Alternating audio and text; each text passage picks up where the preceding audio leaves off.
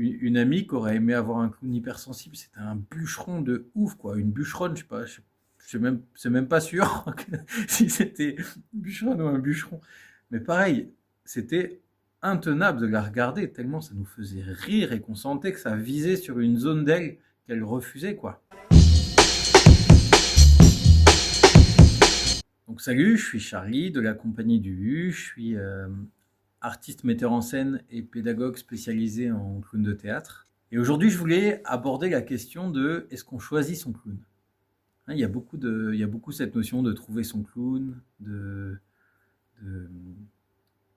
c'est quoi mon clown et tout ça. Voilà, cette question, elle est très présente dans les stages, souvent au début.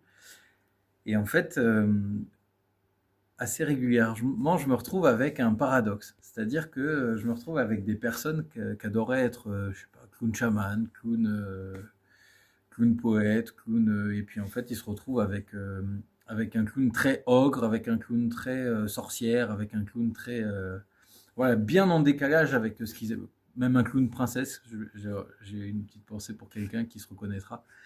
Euh, mais en fait, j'ai souvent l'expérience de personnes qui se retrouvent avec un clown qui est pas du tout ce qu'ils aimeraient. Et d'ailleurs, souvent, ça leur fait en réalité passer par une grosse expérience de tristesse, en fait. D'accepter, en fait, ok, ben, moi, en fait, si je plonge dans mes profondeurs, c'est pas du tout ça qui vient. Et c'est même souvent assez à l'opposé de ce que j'aurais aimé. Et, euh, et en réalité, c'est un paradoxe qui, quand on l'accepte, devient un grand trésor.